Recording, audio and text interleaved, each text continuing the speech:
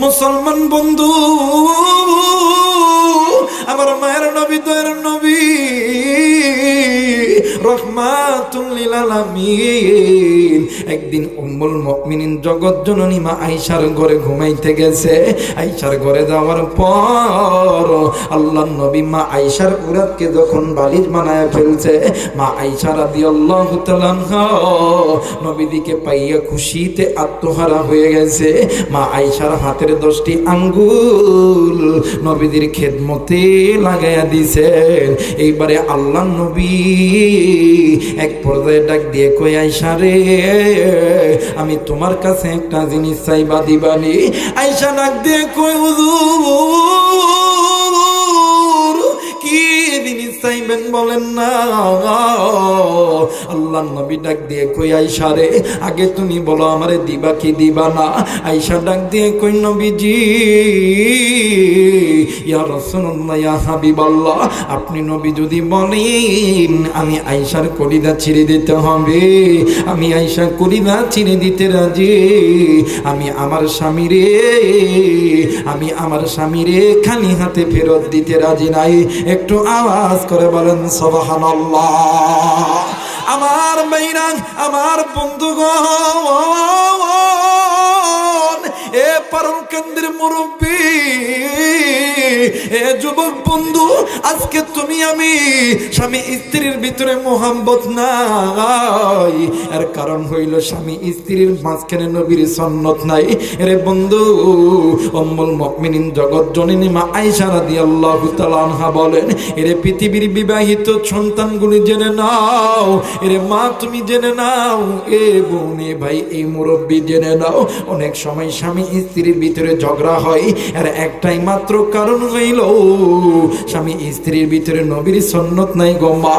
মাগো উম্মুল মুমিনিন জগৎ জননী মা আয়েশা ডাক দিয়ে কই, মা, দুনিয়ার জমিনে যদি কোনো স্বামী তার হাতের 10টি আঙ্গুল দ্বারা স্ত্রীর মাথার চুলটা একটু হাতায় দেয়, একটু লড়ায় দেয়, আবার যদি কোনো স্বামী স্ত্রীর মাথার চুল লড়ায় দেয়, আবার যদি কোনো স্ত্রী স্বামীর মাথার চুলটা একটু হাতায় দেয়, আয়েশা বলেন ওই স্বামী আর স্ত্রীর মধ্যে কোনোদিন কোনো দ্বন্দ্ব হবে না। একটু আওয়াজ করে বলেন সুবহানাল্লাহ। মুসলমান বন্ধু, আল্লাহর নবী ডাক দিয়ে কই, আয়েশা রে, তুমি যদি অনুমতি দাও তাইলে আমি ওযু করব, আজকের রাতটা আমি একটু আল্লাহর সঙ্গে কাটায় দিই। এরে বন্ধু, মা আয়েশা ডাক দিয়ে কই, নবী গো, আপনি কেন একাই নামাজ পড়বেন গো নবীজি? আমিও তো আপনার সঙ্গে নামাজ পড়ব। আসেন আসেন আসেন, আমরা স্বামী আর স্ত্রী দুজন ওযু কইরা আল্লাহর সামনে দাঁড়ায় যাই। একটু আওয়াজ করে বলেন সুবহানাল্লাহ। অনেক মা এসেছে, আমাদের মহিলা মা বোনের নামাজ পড়ে, স্বামী নামাজ পড়ে না, আবার স্বামী নামাজ পড়ে, স্ত্রী নামাজ পড়ে না। বন্ধু, আপনি নামাজ পড়েন, আপনার স্ত্রীকে নামাজি হইতে বলেন। ও মা, আপনি নামাজ পড়ে আপনার স্ত্রী সন্তানদেরকে নামাজ পড়তে বলেন। তাদের হাতে দইরা, পায়ে দইরা, যে কিছুর বিনিময় হলেও আপনি আমলের দিকে আনেন। মুসলমান বন্ধু, আল্লাহর নবী উম্মুল মুমিনিন জগৎ জননী মা আয়েশাকে লইয়া নবী আমার নামাজে দাঁড়াইছে। এক পর্যায়ে উম্মুল মুমিনিন জগৎ জননী মা আয়েশা ঘুমায় গেছে। আল্লাহর নবী নামাজ আদায় করতেছে। নামাজ আদায় করতে করতে আল্লাহর নবী নামাজের ভিতরে আল্লাহর কোরআনুল কারীমের তেলাওয়াত করে। আর নবীজি ডুকরে ডুকরে কান্দে। এক পর্যায়ে নবীজির কান্নার চোখের পানিতে নবীজির দাড়ি ভিজিয়ে গেছে। শুধু তাই নয়, নবীজি যেই জায়গায় বসিয়াছিল ওই জায়গা পর্যন্ত ভিজিয়ে গেছে। আল্লাহর নবী কান্দে, কিন্তু কিন্তু নবীর মুয়াজ্জিন হযরত বেলাল আগের যুগে তাহাজ্জুদের নামাজের আযান হইতো হযরত বেলাল রাদিয়াল্লাহু তাআলা আনহু মসজিদে আযান দিয়ে নবীদিকে নেওয়ার জন্য নবীদের ঘরে আইছে আয়েশা দেখে দয়ার নবী মায়ের নবী কেমন জানি ডুকরে ডুকরে কান্দে আল্লাহর নবীর সাহাবী বেলাল ডাক দিয়ে কই নবী গো আপনি কেন কান্দেন গো নবীজি আল্লাহর নবী ডাক দিয়ে কই বেলাল রে আমি নবীজি কান্দি আমার কান্নার কারণ হইল আমি নবীজি জাহান্নামের ভয়ে কান্দি হযরত বেলাল ডাক দিয়ে কই নবীজি আপনি না বলছেন আল্লাহ তাআলা আপনার সামনের গুনাহ মাফ করছে আল্লাহ আপনার পিছনের গুনাহ মাফ করছে এরপরও আপনি কাঁদেন কেন ইরে বন্ধু মায়ের নবী ডাক দিয়া কই বেলাল রে আমি আমার জন্য কান্দি না আমি কান্দি আমার এতিম উম্মতের জন্য একটু আওয়াজ করে বলেন সুবহানাল্লাহ মুসলমান বন্ধু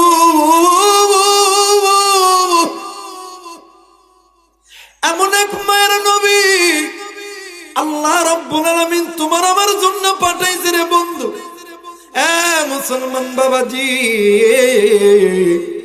কোন দিকে নজর নাই দিল নরম করে দিতে চাই আজকে এই জায়গায় তুমি আমি যারা এসেছি জানি না রে কার জানি মা হারায় এসেছো কে গো বন্ধু বাবা হারায় এসেছো এরা বন্ধু আজকে এই জান্নাতের বাগান এমন একটা দামি বাগান আজকে এই জান্নাতের বাগান থেকে কে কে মা বাবার জন্য দোয়া করবা দুই হাত উঠিয়া আল্লাহরে দেখেন বলেন না আল্লাহু আকবার আর একবার বলেন আল্লাহু আকবার মুসলমান বন্ধু আমার নবী জাহান্নামের ভয়ে কান্দে কিন্তু তুমি আমি নবী নয় তুমি আমি সাহাবী নয় তুমি আমি তাবে নয় তুমি আমি কি আমল করছি ভালো মতন নামাজ আদায় করি নাই ভালো মতন আল্লাহর কোরআন পড়ি নাই ভালো মতন নবীর সুন্নাত মানি নাই পিতামাতার খেদমত মানি নাই এরে বন্ধু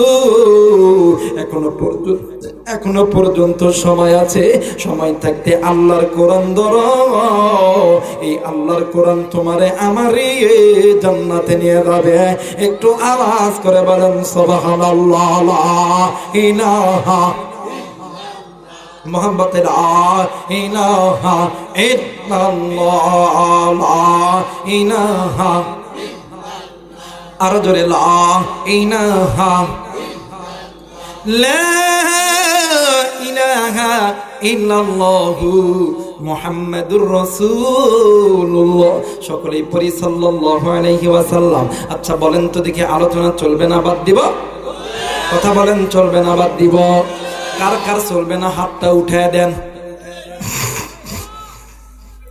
চলবে কাদের কাছে হাত উঠান তো আল্লাহু আকবার আল্লাহু আকবার হাত নামান এই কোরআন দেখেন কেমন দামি একটা কোরআন হযরত আবু বকরের নাম শুনছেন আপনারা কথা বলেন শুনছেন হযরত আবু বকর রাদিয়াল্লাহু তাআলা আনহু একদিন মসজিদ থেকে আসরের নামাজ পড়ার পরে বাইরে হইছে কোন নামাজ যারা বলেন কোন নামাজ আসরের নামাজ পড়ার পরে যখন বাইরে হইছে হযরত আবু বকরের কাছে একটা 8 অথবা 10 বছরের একটা বালক সন্তান যে আবু বকরের চাচা পা চাপটি মেরে ধরছে আবু বকর ডাক দিয়ে কই বাবা তুমি আমার পা ধরছো কারণ কি কই হুজুর আমার মা বলছে আপনাকে আমার সঙ্গে আমার বাড়িতে যাইতে হবে কারণ আমার মা বলছে যদি কোনো আলেম যদি কোনো জান্নাতি ব্যক্তি যদি কোনো কোরআনের হাফেজ যদি কারো বাড়িতে যায় আল্লাহ তাআলা তাদের ওসিলায় ওই বাড়িতে যদি কোনো অসুস্থ ব্যক্তি থাকে আল্লাহ শিফা দান করিয়া দেয়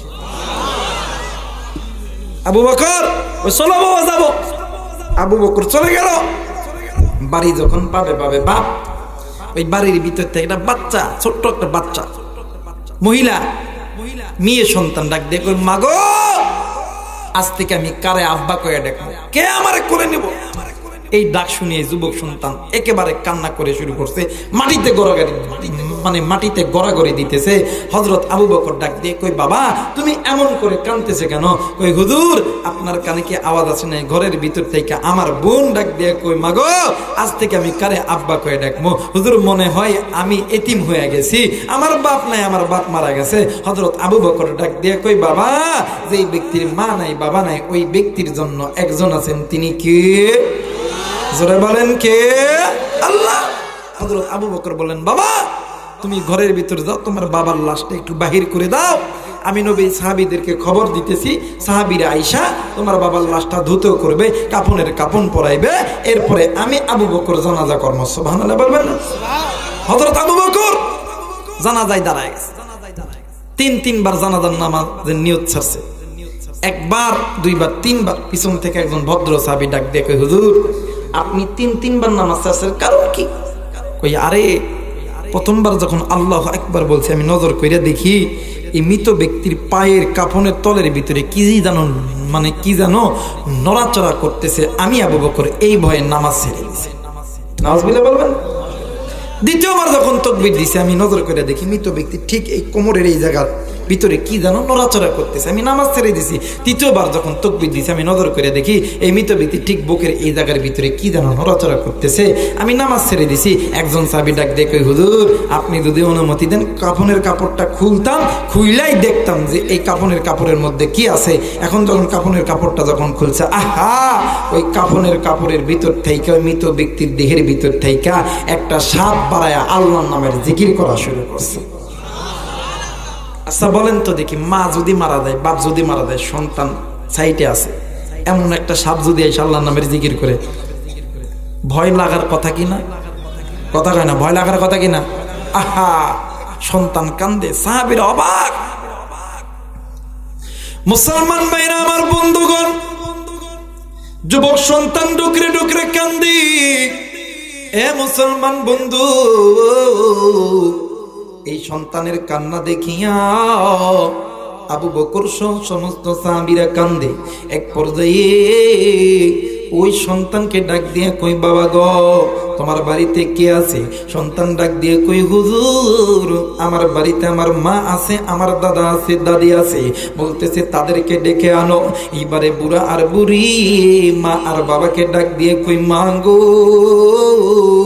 আচ্ছা বলেন তো দেখি আপনাদের সন্তান আপনাদের সঙ্গে কি কোনো খারাপ কোনো আচরণ করছে? বৃদ্ধ মার বাবা ডাক দিয়ে কই আবু বকর আমাদের সন্তান কোনোদিন আমাদের সঙ্গে খারাপ ব্যবহার করে নাই। এরে বন্ধু এই জায়গায় এমনও যুবক আছো মায়ের সঙ্গে খারাপ ব্যবহার করছো, আবার এমনও বাবা মা আছো সন্তানের সঙ্গে খারাপ ব্যবহার করছো। এইবারে আবু বকর ডাক দিয়ে কই মাগো আজকে তোমার সন্তান মুসিবতে পড়েছে। মা ডুকরে ডুকরে কান্দে, বাবা ডুকরে ডুকরে কান্দে। মা আর বাবা দুজন আত্তাহিয়াতুর সুরতে বসিয়া দুইটি হাত উঁচু করিয়া ডাক দিয়ে কই আসমানের মালিক আল্লাহ ও মেরে মাওলা আমরা মা আর বাবা জিন্দা আছি, তুমি আমাদের কুলখানা খালি করছো, কিন্তু আল্লাহ কুল খালি করছো ঠিকই আছে, কিন্তু আমার সন্তান এমন কি গুনার কাজ করছে মালিক এই দুনিয়ার জমিনে কোনো মা পারে না, কোনো বাপ পারে না তাদের চোখের সামনে সন্তানের কষ্ট। এরে বন্ধু এই জায়গায় অনেক মুরব্বীরা এসেছে, অনেক যুবক ভাইরা এসেছে, অনেক পর্দার অন্তরালের মা বোনেরা এসেছে। কারদানি কলিদার টুকরা মানে কার জানি কলিজার টুকরা বাপ নাই, কার জানি কলিজার টুকরা ছেলে সন্তান কন্যা সন্তান নাই, কার জানি কলিজার টুকরা স্বামী নাই, কার জানি কলিজার টুকরা স্ত্রী নাই। এরে শোন এই কবরের ভিতরে জানি না কার আমার আত্মীয় স্বজন জানি জাহান্নামের আগুনে জ্বলে, তাদের কবরে জানি না সাপের দংশন চলতেছে, জানি না তাদের কবরে বিচ্ছুর কামড় চলতেছে। এরে বন্ধু, আজকে এই মা জননী আর বৃদ্ধ বাবা আল্লাহর কাছে হাত উঠাইছে। এই জায়গায় এমনও যুবক আছো, ওই মায়ের সঙ্গে খারাপ ব্যবহার করছো, ওই বাবার সঙ্গে খারাপ ব্যবহার করছো, কিন্তু মনে করিয়া রাখো ওই মা বাবার চাইতে দামি কোনো সম্পদ হতেই পারে না। মা যার আছে, বাপ যার আছে, তার মতন সুখে কেউ নাই। মা যার নাই রে, বাপ যার নাই রে, তার মতন দুঃখী আর কেউ নাই রে বন্ধু। আল্লাহ নবী অনেক সময় নবীজি একলা একলা নবীজি ডুকরে ডুকরে কাঁদতো। সাহাবায়ে কেরামরা যদি জিজ্ঞাসা করতো, নবীজি আপনি কেন কান্দেন, আপনার কান্নার কারণ কে? আল্লাহ নবী ডাক দিয়ে কই, সাহাবীরা রে, আমি নবী কান্দি, আমি নবীর মার কথা মনে পড়ছে, বাপের কথা মনে পড়ছে। আরে বন্ধু, এই জায়গার ভিতরে জানি না কে গো বন্ধু মারে মা কয়ে ডাকতে পারো না, বাপরে বাপ কয়ে ডাকতে পারো না। তোমাদের মতন এতিম ছিলেন আমার নবী। আমার নবীরও তো মা ছিল না, আমার নবীরও তো বাবা ছিল না, কিন্তু আমার নবী সাহাবায়ে কেরামদের মজমা যখন লাগতো, আল্লাহ নবী ডাক দিয়ে কই, সাহাবীরা রে, তোমরা যেমন নামাজ পড়ো, নামাজ পড়া ফরজ, রোজা করা ফরজ, হজ করা ফরজ, যাকাত দেওয়া ফরজ, পর্দা করা ফরজ, পিতামাতার খেদমত করা ফরজ, কিন্তু সাহাবী শুনিয়া লও, দুনিয়াতে যদি কোনো বান্দা, যদি কোনো বান্দি এই তো পিতামাতার খেদমত ফরজ কাজটা করে, আমার আল্লাহ বলেন দুনিয়াতে ওই বান্দা, ওই বান্দির কোনোদিন অভাব থাকবে না, কোনোদিন ইজ্জতহানি হবে না। দুনিয়াতে আমার আল্লাহ অর্থ দিবে, সম্মান দিবে, হাসরের ময়দানে আল্লাহ বান্দা বান্দিরে জান্নাত দিবে। একটু আওয়াজ করে বলেন সুবহানাল্লাহ। কিন্তু বন্ধু, আজকে বর্তমান সমাজের ভিতরে ওই মায়েরে তুমি আমি ভালোবাসি না, ওই বাপরে ভালোবাসি না, তুমি আমি টাকা পাইয়া, তুমি আমি এই দুনিয়ার সুন্দরী রমণী পাইয়া, অর্থ সম্পদ পাইয়া, ক্ষমতা পাইয়া আজকে ওই মায়েরে ভুলিয়া গেছি। কিন্তু শুন শুন শোন, ওই মার চাইতে আপন কেউ হইতেই পারে না, ওই বাবার চাইতে আপন কেউ হইতেই পারে না। বন্ধু, এই দুনিয়ার জমিনে সবাই তোমারে আমারে ভালোবাসে স্বার্থের লোভে। স্বার্থ ছাড়া দুইজন ব্যক্তি তোমার আমারে ভালোবাসে, একজন হইল মা আর একজন হইল বাবা। দুনিয়াতে যদি কোনো মা আর বাবা তোমার আমার জন্য আসমানের মালিক আল্লাহর কাছে হাত তোলে, কোরআন মাথায় নিয়ে বলি, ওই মা আর বাবা আল্লাহর কাছে হাত তুলতে দেরি, আসমানের মালিক আল্লাহ দোয়া কবুল করতে দেরি হয় না। একটু আওয়াজ করে বলেন সুবহানাল্লাহ। মুসলমান বন্ধু, কোন দিকে নজর নেই, দিল নরম করে দিবেন রে। এ যুবক বন্ধু, মোবাইল থাকলে রেকর্ড করে নে রে বন্ধু। এ মহিলা মা, মোবাইল থাকলে রেকর্ড করে নেন গো মা। এই বাংলার জমিনে একটা গরিব পরিবারে একটা সন্তান জন্ম নিয়েছে, ওই সন্তানের মা আর বাবা নিজের বাড়ি ঘর বিক্রয় করিয়া সন্তানকে ইউরোপ কান্ট্রিতে পাঠাইছে। কিন্তু দুঃখের বিষয় হয় না, সন্তান ইউরোপে যাওয়ার পরে ওই মারে ভুলিয়া গেছে, ওই বাপরে ভুলিয়া গেছে।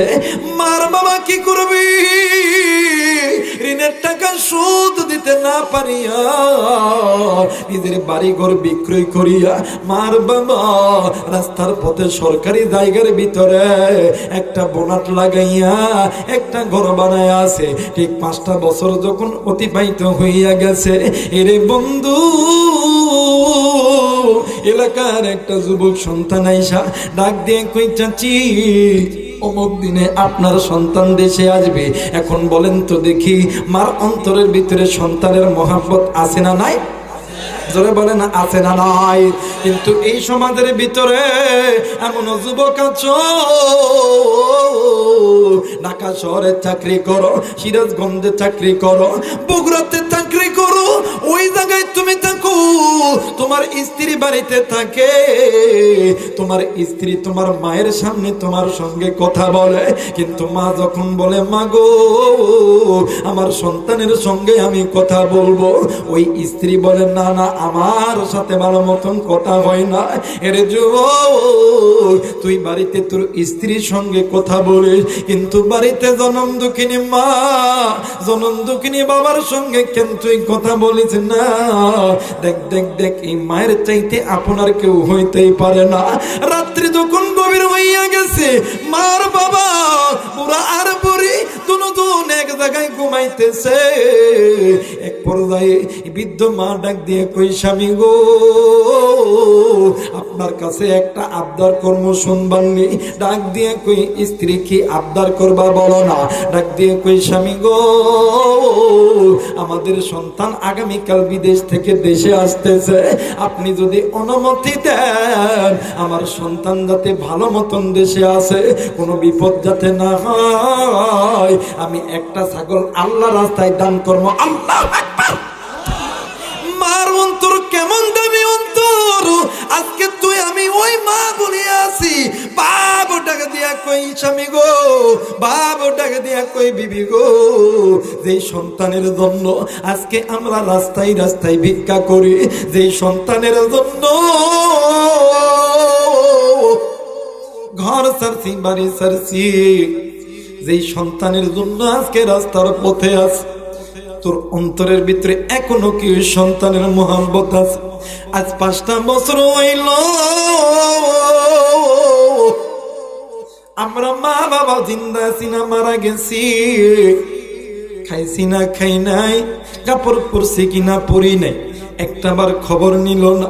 আজকে ওই সন্তানের জন্য তুই বকরি জবাই করবি। স্বামী ডাক দিয়ে কই স্বামী গো ও স্বামী, ওই সন্তান ছাড়া তো আমাদের কেউ নাই গো স্বামী। এক পর্যায়ে স্বামীর অনুমতি পাইয়া বকরি খানা জব করছে। জব করার পর সন্তানকে দূর থেকে এক নজর দেখার জন্য ঢাকাইয়ার পটে গেছে। কিন্তু বন্ধু সন্তান যখন বিমান থেকে নামছে, সন্তান মা বাবার কাছে আসে নাই, সন্তান চলে গেছে শ্বশুর শাশুড়ির কাছে। শ্বশুর শাশুড়ির কাছে যাইয়া হাসিতে আত্মহারা হয়ে গেছে। স্ত্রী ডাক দিয়ে কই স্বামী আমি তোমার কাছে মোবাইল ফোন চাইছিলাম, তুমি আমারে ফোন দাও। এই স্বামী ডাক দিয়ে কই বিবিরি তুমি জানো আমি অসুস্থ, আমার কাছে টাকা আছে, তুমি বাংলাদেশ থেকে তুমি ফোন কিনিয়ে নিও। স্ত্রী বেমুখ হয়ে চইলা গেছে। শ্বশুর শাশুড়ি ডাক দিয়ে কই বাবা গো তুমি আমাদের জন্য কি আনছো? ডাক দিয়ে কই মা আমি তোমাদের জন্য কিছু আনতে পারি নাই। শ্বশুর শাশুড়ি বেমুখ হইয়া গেছে। এখন এই সন্তান ডাক দিয়ে কই আল্লাহ যাদের জন্য নিজের মা সারছি বাপ সারছি, আজকে আমার বিপদের দিন, আজকে তারাই আমার কাছ থেকে মুখটা ফিরিয়ে নিছে। এই কথা বলে সন্তান ডুকরে ডুকরে কান্দি। দূরের থেকে জনম দুঃখিনী মা আর বাবা সন্তানের চেহারা দেখে আবেগ কানা ধরিয়া রাখতে পারে নাই। দূর থেকে ডাক দিয়ে কই বাবা গো আইরে বাবা আজ 5টা বছর হইল আমরা তোর বুকে মা ডাকানা শুনি নাই। সন্তানটা নজর কইরা দেখি বুড়ার বুড়ি কুরাইতে কুরাইতে লাপায়া লাপায়া আইতাছি। সন্তান আসমানের মালিক আল্লাহর কাছে ডাক দিয়ে কই আল্লাহ আমি এই মার বাবার কাছে কেমন কইরা মুখ দেখাই মুগল। আজ 5টা বছর হইল যাদের কোনো খবর নেই নাই গোয়াল। এক পর্যায়ে মার বাবা যখন আইছে সন্তানকে কোলে নিছে, সন্তানও কান্দি মার বাবাও কান্দে। এক পর্যায়ে সন্তান ডাক দিয়ে কই মা আমি তোমাদের জন্য কিছুই আনি নাই গো মা। মা ডাক দিয়ে কই বাবা রে আমাদের কিচ্ছু লাগবে না, তুই তুই আমাদের কোলে ফেরত আইছস, এর চাইতে দামি পাওয়া আর কিছু হইতে পারে না। একটু আওয়াজ করে বলেন সুবহানাল্লাহ। মুসলমান বন্ধু, একটু পরে মা জননী সন্তানের চেহারার ভিতরে হাত দিয়ে ডাক দিয়ে কই, বাবা গো, তোমার চেহারা কেমন জানি শুকনা হয়ে গেছে, ও তুমি কি কিছু খাও নাই? তোমার রোগা রোগা ভাব লাগতেছে, কারণ কি? ডাক দিয়ে কই, মা গো, আমার কিচ্ছু হয়নি। মা ডাক দিয়ে কই, পুত, তোর চেহারার ভিতরে কেমন জানি রোগ রোগ ভাব লাগতেছে। এই কথা যেমন বলছি, সন্তান আর আবেগ ধরিয়া রাখতে পারেন। সন্তান মা বাবার পা ধরিয়া ডাক দিয়া কই, মা গো,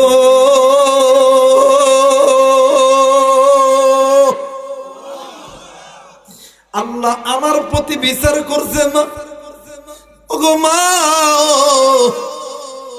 5টা বছর হইল আমি তোমাদের খবর নই নে, এই কারণে আল্লাহ হয়তো বা নারাজ হয়ে গেছে। পাদরিয়া কান্দের ডাক দিয়া কই, আব্বা, ও মা গো, তোমরা আমারে মাফ করিয়া দাও গো বাবা। মার বাবা ডাক দিয়ে কই, পুত, কি হইছে, তুই কাঁদস কেন? সন্তান ডাক দিয়ে কই, মা গো, ইউরোপের ডাক্তার বলছে আমার ক্যান্সার হইছে, আমি এই দুনিয়াতে বেশি দিন বাঁচব না। ওই মার বাবা এই সন্তানের এই কথা শুনিয়া মার বাবা ঢাকা এয়ারপোর্টের প্লটের উপর আত্মাইয়াতুর শুরুতে বসিয়া গেছে। ডাক দিয়ে কই, মালিক, ও মেরে মাওলা, তোমার কাছে বলি গো, আমরা বুড়া আর বুড়িরে তুমি দুনিয়ার থেকে লই গেল। ও মেরে মাওলা, আমাদের যেই কয়দিন হায়াত আছে, এই হায়াতটা তুমি আমার সন্তানদেরকে দিয়ে দাও। সন্তানদের চলে গিয়ে ডাক দিয়ে কই, মালিক, এর নাম হইল মা, এর নাম হইল বাবা। এইবারে হযরত আবু বকর ডাক দিয়ে কই, মা গো, আপনি কেন কাঁদতেছেন গো মা, বলো না। ডাক দিয়ে কই, আবু বকর, যে সন্তানের জন্য আমি মা বালিশের কাতার দড়ি দড়ি টানছি, বিছানার চাদর দড়ি দড়ি টানছি, যে সন্তানের জন্য আমি মা কত রক্তকরণ করছি, যে সন্তানের জন্য আমি মা মানুষের বাড়িতে কাজ করছি, যে সন্তানের জন্য আমরা বাবা মা কোনোদিন হারামকে হারাম বলিয়া মানতে পারিলে, আজকে আমার সন্তান বিপদে, কোন মার কোন বাপকে সহ্য করতে পারে? রে বন্ধু, মা বাবা ডুকরে ডুকরে কান্দে। আচ্ছা বলেন তো দেখি, ওই জনম দুঃখিনী মা যেকার নাই, বাপ যেকার নাই, জানি না কার মা জানি ওই কবরে জাহান্নামের আগুনে জ্বলে, কার বাপ জানি ওই কবরে জাহান্নামের আগুনে জ্বলে। রে বন্ধু, যুবক ভাইরা, ওই মায়ের চাইতে আপনার কেউ নাই, ওই বাবার চাইতে আপনার কেউ নাই রে বন্ধু। যাই বাবু, তোমার আমার মানুষ করতে নেই গো, ফজর পরে নেই, জোহর পরে নেই, আসর পরে নেই, মাগরিব পরে নেই, এশা পরে নেই, কোনদিন সুদকে সুদ বলিয়া মানে নাই। ইরে বন্ধু, কোরআন আমার কাছে আছে, ওলামা হযরত এখানে আছে, এক ওয়াক্ত নামাজ কাদা করলে 80 হুব্বা জাহান্নাম কাটতে হবে। এরে বন্ধু, তোমার আমার মা বাবু তোমার আমার জন্য কত তো নামাজ কাদা করছে, আজকে মা কবরে বাপ কবরে, ওই মা বাবার জন্য, ওই মা বাবার কবরের গুনাহ মাফ করার জন্য, মা বাবার কবরটা জান্নাত বানানোর জন্য, মা বাবার কবরটা জান্নাত হোক, দুইটি আমল কে কে করতে রাজি আছেন? দুই হাত উঠিয়া আল্লাহর কোরআনকে দেখায়া দেন। আল্লাহ তুমি কবুল করে বলেন না আমিন। আর একবার বলেন আমিন। মুসলমান বন্ধু, হযরত আবু বকর ডাক দিয়ে কই মাগো, বুঝতে পেরেছি আপনার সন্তান আপনাদের হক নষ্ট করে নাই। এইবার আবু বকর এসেছে, আসার পরে সাপরে জিজ্ঞাসা করতে, সাপরে বলো তো দেখি এই ব্যক্তি এমন কোন গুনাহের কাজ করছে? বলতেছে আবু বকর তুমি আল্লাহকে জিজ্ঞাসা করো। এইবারে আবু বকর আসমানের দিকে শাহাদাত আঙ্গুল উঁচু করে ডাক দিয়ে কইলা ইলাহা ইল্লাল্লাহু রাসূলুল্লাহ, সকলেই পড়ি সাল্লাল্লাহু আলাইহি ওয়াসাল্লাম। ডাক দিয়ে কই আল্লাহ আপনি আপনার কাছে প্রশ্ন হইল আমার এই ভাইয়ের কি এমন দোষ যার কারণে আমার এই ভাইয়ের দুনিয়াতে আযাবের ব্যবস্থা করছেন? আল্লাহ রাব্বুল আলামিন পবিত্র আসমানে পবিত্র কুরআনুল কারীমের আয়াত আসমানের ভিতরে উঠে দিছে, ওয়া ইযা নুদিয়া লিস-সালাতি মিন ইয়াউমিল জুমআতি ফাসআউ ইলা যিকরিল্লাহ। এই কথা শুনিয়া হযরত আবু বকর অবাক হয়ে গেছে। আবু বকর ডাক দিয়ে কই সাহাবীরা রে, না জানি কোন দিনের আল্লাহর হুকুম নামাজের গাফলতি করার কারণে আমার আল্লাহ নারাজ হয়ে গেছে। হযরত আবু বকর ডাক দিয়ে কই বাবা গো, সমস্যা যেহেতু হয়েছে সমাধান তো আসেনি। ডাক দিয়ে কই সরপরে এই ব্যক্তির যদি কোনো সন্তান থাকে, ছেলে হোক মেয়ে হোক, আল্লাহর কোরআনুল কারীমের তেলাওয়াত করতে বলো। এই তেলাওয়াতুল কোরআনের ওসিলায় আল্লাহ তাআলা এই কবরকে জান্নাত বানায়া দিবে। একটু আওয়াজ করে বলেন সুবহানাল্লাহ। মুসলমান বন্ধু, কার জানি মা নাই, কার জানি বাবা নাই। এই জন্য বলবো রে বন্ধু, এই কোরআনকে মোহাব্বত করতে হবে, এই কোরআন মানতে হবে। কারা কারা এই কোরআন মানতে রাজি আছে? পিতা মাতার জন্য আমল করব, দুই হাত উঠিয়া আল্লাহরে দেখান। আল্লাহ তুমি কবুল করো, জোরে বলেন আমিন। আর একবার বলেন আমিন। ইসলামের পক্ষে কোরআনের পক্ষে এক যারা দ্বারা তিনটা তাকবীর দিবেন। ভোকাত যারা এরা চলে যাবে, নাফরমান যারা এরা চলে যাবে, পিতা মাতার নাফরমান সন্তানগুলি চলে যাবে, আল্লাহর নাফরমান বান্দাগুলি চলে যাবে। নজর করিয়া দেখবি যারা পিতা মাতাকে আল্লাহকে মন থেকে ভালোবাসে এরাই থাকবে। তিনটা তাকবীর দিবেন, লিল্লাহি তাকবীর। আল্লাহু আকবার। এসেছি ও মহিলা মাগো, আপনাদেরকেও বলি মা, সময় থাকতে আল্লাহর কোরআনটা মেনে সোজা পথে আসেন। এই জায়গায় অনেক যুবতী বোন আছেন, অনেক মা আছেন গো মা, আপনারা অনেক দিন হয়ে গেল আপনারা আল্লাহর হুকুম কেন মানতে চান না? মা গো, কেন আপনারা কোরআন মানতে চান না? কেন আপনারা স্বামীর খেদমত করতে চান না? কেন আপনাদের অন্তরের ভিতরে আল্লাহর মোহাব্বত নাই? কেন আপনাদের অন্তরের ভিতরে নবীর মোহাব্বত নাই? রে বন্ধু, কোন দিকে নজর নেই, দিল নরম করে দিবেন গো মা। নবীজির কুলিদার টুকরা কন্যা হযরত ফাতেমা রাদিয়াল্লাহু তাআলা আনহা, আল্লাহর নবী দুনিয়া থেকে চলে গেছে। নবীজি চলে যাওয়ার পর একদিন রাত্রিবেলা আল্লাহর নবী স্বপ্নে দেখে, আল্লাহর নবীর কন্যা ফাতেমা স্বপ্নে দেখে, ডাক দিয়ে কই মা গো, আমি নবী মারা যাব। আমি নবী মারা যাওয়ার পর সর্বপ্রথম তোমার সঙ্গে আমার সাক্ষাৎ হবে। নবীজি দুনিয়া থেকে চলে গেছে। নবীজি যাওয়ার পর মা ফাতেমা যেই দিন দুনিয়া থেকে চিরবিদায় হইবে, ওই দিন সকালবেলা মা ফাতেমা ইমাম হাসান আর হোসেনকে ডাক দিয়ে কই বাবা গো, তোমার বাপ কই, তোমার বাপ কই, তোমার বাবা আলী কই, তোমার বাবাকে একটু জলদি করে ডাকো। এইবারে ইমাম হাসান আর হোসাইন দোনো ভাই মিলিয়া চলে গেছে বাবারে ডাকার জন্য, হযরত আলীরে ডাকার জন্য। এরে বন্ধু, বন্ধু আলীরে ডাকার জন্য যখন গেছে, আলী আইসা দেখে মা ফাতেমার গায়ে প্রচন্ড জ্বর। মা ফাতেমা কেমন জানি জ্বরে থরথর করে কাঁপতেছে। হযরত আলী ডাক দিয়ে কইস, বিবি রে তুমি কেন কান্দো? তোমার কান্নার কারণ কি? মা ফাতেমা ডাক দিয়ে কই, স্বামী গো, ও গো স্বামী, আপনার কি একটা কথা মনে নেই? আমার বাবা বলেছে আমার বাবা মারা যাওয়ার পরে সর্বপ্রথম আমার সঙ্গে আমার বাবার দেখা হবে। একটু আওয়াজ করে বলেন সুবহানাল্লাহ। মুসলমান বন্ধু, কোন দিকে নজর নেই, দিল নরম করে দিবেন গো। এ বাদান কোনো দিকে নজর নাই, কেউ কোনো কথা বলবেন না রে বাবা, একটু দিল নরম করে দিবেন। এইবারে হযরত আলী এই কথা শুনিয়ে ডুকরে ডুকরে কান্দে।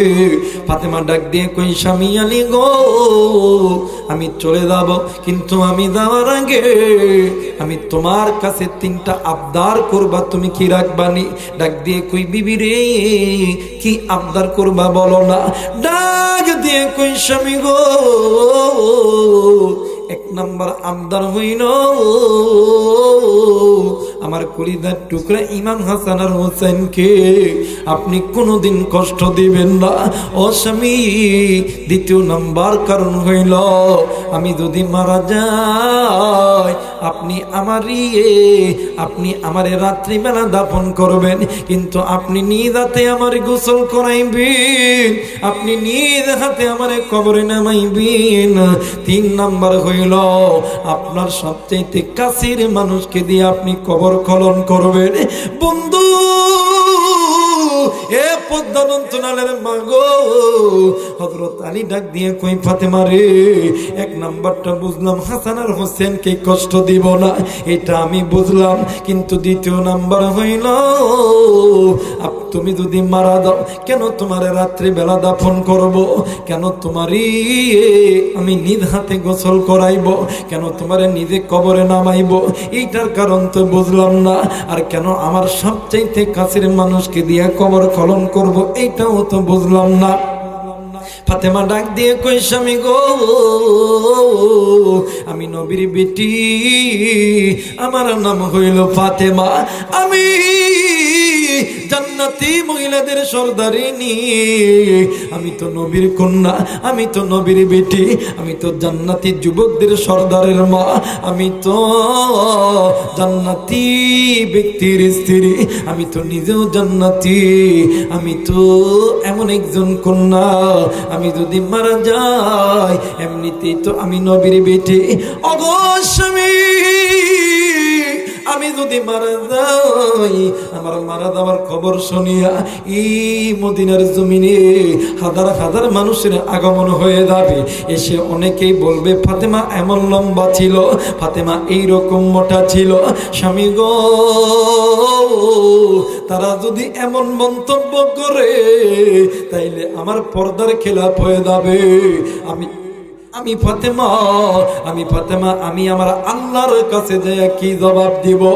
2 নম্বর হইল আপনার সবচেয়ে কাছের ব্যক্তিকে দ্বারা আপনি কবর খনন করবেন, কারণ হইল আমার কবর কতটুকু কেউ জানবে না, আপনি জানবেন আর কাছের ব্যক্তি জানবে।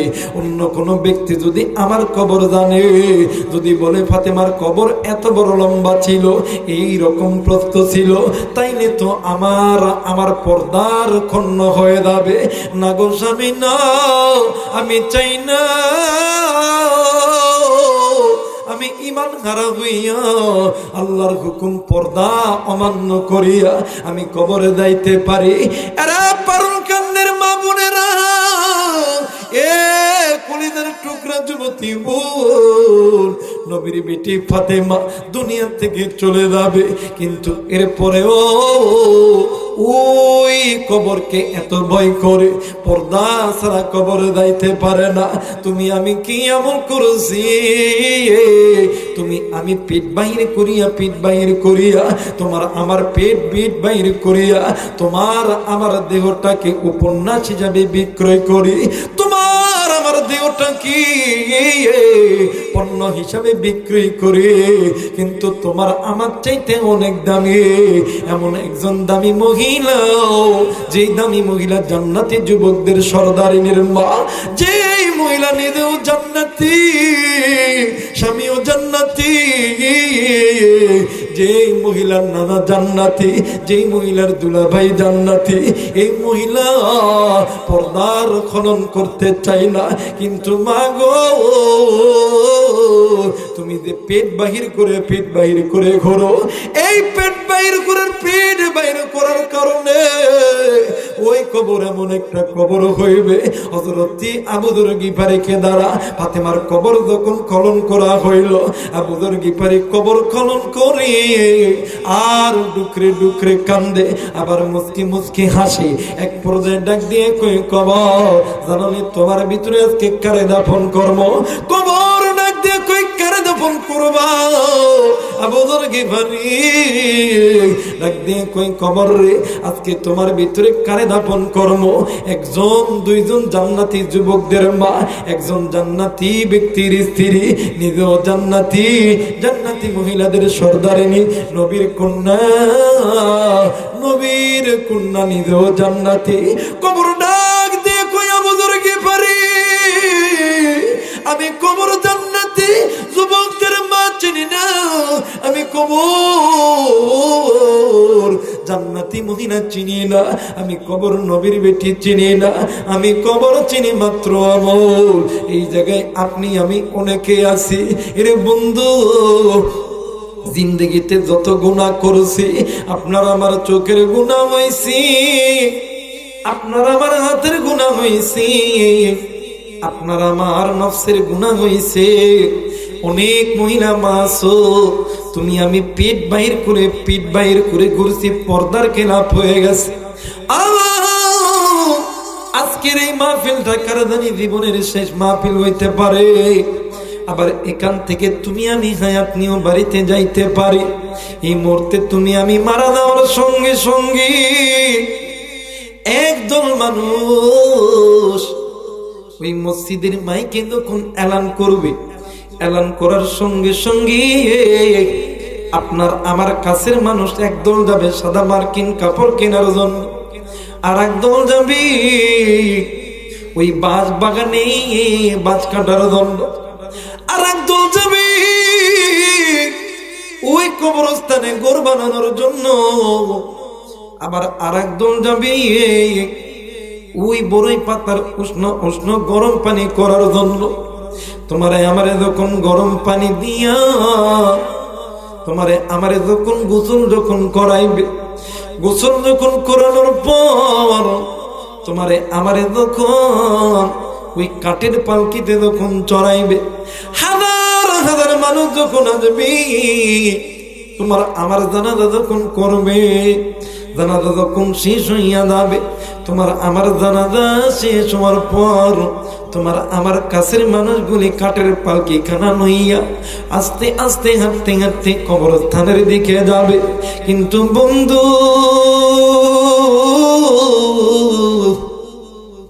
ওই কবরে যাওয়ার পর ওই কবরের ভিতরে 2 থেকে 3 জন ব্যক্তি তোমারে আমারে নামাইবে।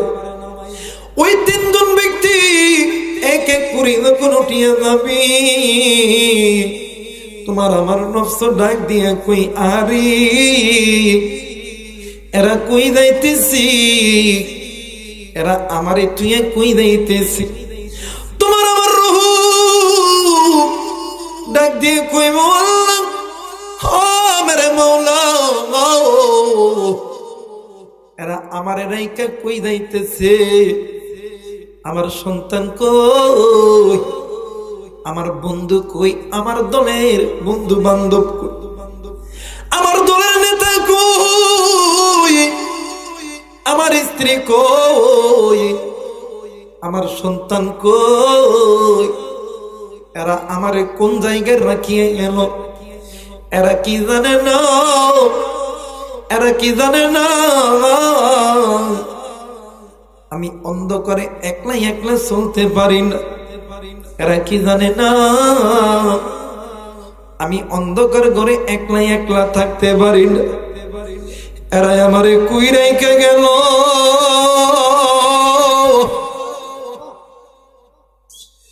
এই ঘরে আমি কেমন কইরা থাকবো? যে ঘরের ভিতরে কোনো বাতি নেই, যে ঘরের ভিতরে কোনো জানলা নাই, দরজা নেই, যে ঘরের ভিতরে কোনো ফ্যান নেই, যে ঘরের ভিতরে কোনো বাতি নেই, এরা যে আমার এই জায়গায় রেখে গেল, আমি এই জায়গায় কেমনে করিয়া থাকবো? এরা বন্ধু, এই দুনিয়াতে কেউ তোমার আমার আপন নয়, এই দুনিয়াতে তোমার আমার বন্ধু আপন নয়, এই দুনিয়াতে তোমার আমার বান্ধবী আপন নয়। আরে বন্ধু, তুমি কার জন্য তুমি আসমানের মালিককে ভুলিয়া গেলা? কার জন্য তুমি কোরআন ছাড়ছো? কার জন্য তুমি আল্লাহর হুকুম ছেড়েছো? কার জন্য তুমি নবীর সুন্নাত ছাড়ছো রে বাবা? আরে মা গো, এই কলিজার টুকরা মুরব্বী যুবক বন্ধু, হাসরের ময়দান যেদিন কিয়ামত হবে, সূর্যের তাপে জমিন গুলো তামা হইয়া যাবে, সূর্যের মুখগুলি যখন খুলিয়া যাবে, সূর্যের তাপে মাথার মগজগুলি টাচ টাচ টাচ টাচ করিয়া পড়বে। একটা নিকির জন্য মার কাঁধে দাবা মা তোমারে চিনবে না, বাপের কাঁধে দাবা বাপ তোমারে চিনবে না, ভাইয়ের কাঁধে দাবা ভাই তোমারে চিনবে না। ওয়া উম্মিহি ওয়া আবি ওয়া সাহিবাতিহি ওয়া বানি, ওই দিন কেউ তোমার বন্ধু নয়, ওই দিন কেউ তোমার সাথী নয়, ওই দিন কেউ তোমার সঙ্গে কথা বলবে না। ওই দিন একটা নেকির জন্য তুমি আমি কার কাছে যাবা চিনবে না। এই জন্য নিজের চিন্তা নিজে করতে হবে, নিজের আমলগুলো নিজেই সাজাইতে হবে। এই জায়গায় এমন কোন সন্তান নেই গুনাহ ছাড়া বসেছ, তোমার আমার ইচ্ছাই অনিচ্ছাই গুনাহ হয়ে গেছে। এই গুনাহ লইয়া যদি কবরে যাও, ওই কবরের মাটি এমন জোরে চাপ দিবে, এই চাপে হাড়ে হাড্ডি গোস্ত গুলি একত্রিত হইয়া যাবে। তুমি আমি যদি গুনাহ লইয়া যাও, ওই কবরে এত বড় বড় সাপ আসবে, ওই সাপে এত দূরে দূরে সবল মারবে, এত দূরে দূরে সবল দিবে, কামড় দেওয়ার সঙ্গে সঙ্গে হাড্ডি গুলি চুরমার হয়ে যাবে, বিচ্ছু এমন দূরে কামড় দিবি।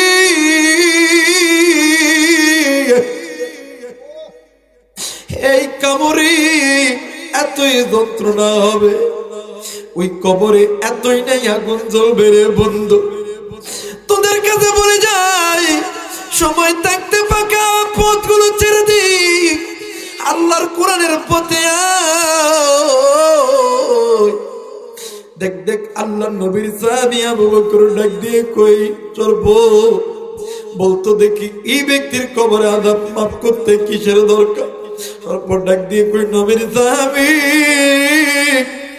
এই ব্যক্তির যদি কোনো সন্তান থাকে, ছেলে হোক মেয়ে হোক, ওই সন্তানকে কোরআন পড়তে বলে। হযরত আবু বকর ডাক দিয়ে কই বাবা গো, তুমি কি কোরআন পড়তে জানো? আজকে এই জায়গার ভিতরে কোন মায়ের কপাল ভালো, কোন বাবার কপাল ভালো, যেই বাবা যেই মা তার সন্তানকে পারুল কান্দি মাদ্রাসায় কোরআন শিক্ষার জন্য দিত, যেই মা যেই বাবা তার সন্তানকে নবীর মাদ্রাসায় দিত, এই মা বাবার কপাল কত ভালো। দেখ দেখ দিয়ে ওই যুবক সন্তান ডাক দিয়ে কই নবীর সাহাবী, আমার বাবা মুসলমান, আমার মা মুসলমান, আমার দাদা মুসলমান, দাদি মুসলমান, আমি মুসলমানের সন্তান। আমি যদি কোরআন না পড়ি, বাপের বেঈমান না, কোনোদিন কোরআন পড়বে না। আগে নবীর স্বামী আমি কোরআন পড়ব। এই সন্তান যখন কোরআন পড়া শুরু করেছে, এই ছোট্ট বাচ্চা কন্যা সন্তান ডাক দিয়ে কই, ভাইয়া আপনি একাই কোরআন পড়বেন? ভাইয়া ভাইয়া আপনি যে মায়ের সন্তান, আমিও তো ওই মায়ের সন্তান। আপনার শরীরের ভিতরে যেই বাবার রক্ত বইতেছে, আমার শরীরের ভিতরে তো ওই বাবার রক্ত বইতেছে। ভাইয়া গো, বাবা তোমারও, বাবাই আমারও। আই ভাইয়া হাতটা দি, তোর হাত আমার হাতের উপর দে। দুনো ভাই আর বোন হাতে হাতে রাখিয়া সূরা আর রহমান তেলাওয়াত করতেছিল। দুইজন বাচ্চা সূরা আর রহমান যখন তেলাওয়াত করতেছে, এই তেলাওয়াতুল কোরআন শুনিয়া সাহাবীরা ডুকরি ডুকরে কান্দে। এক পর্যায়ে রহমান যখন শেষ হইয়া গেছে, সাহাবীরা কান্দে। একজন আর একজনকে দরিয়া কান্দে। কান্নার পরে সাহাবায়ে কেরামরা নজর কইরা দেখে, যেই মৃত ব্যক্তির বগলের উপর ছাপ ছিল, ওই জায়গায় সাপ নাই, সাপ জানি কোথাও উদা হয়ে গেছে। হেরে বন্ধু, ওই দিন হযরত আবু বকর ডাক দিয়া কই, পৃথিবীর মানুষ শুনিয়ালো, দুনিয়াতে যদি এই কবরে তোমারে যদি শান্তিতে রাখি, তোমারে যদি সুখে রাখি, তোমারে যদি জান্নাতে নেয়, তাইলে একটা জিনিস তোমার জন্য আল্লাহর কাছে সুপারিশ করবে। এইটা হলো আল্লাহর কোরআন। একটু আওয়াজ করে বলেন সুবহানাল্লাহ। এ মুসলমান বন্ধু, যে কোরআন তোমার আমার জন্য সুপারিশ করবে, তুমি আমি ওই কোরআনকে ভালোবাসার দরকার আছে না নাই? জোরে বলেন আছে না নাই? এ মুসলমান বন্ধু, যারা যারা চান কুরআনুল কারীম তোমার আমার সুপারিশ হোক, দুইটা হাত উঠায়া তিনটা তাকবীর দিবেন। একটু বলেন না লিল্লাহি তাকবীর, লিল্লাহি তাকবীর।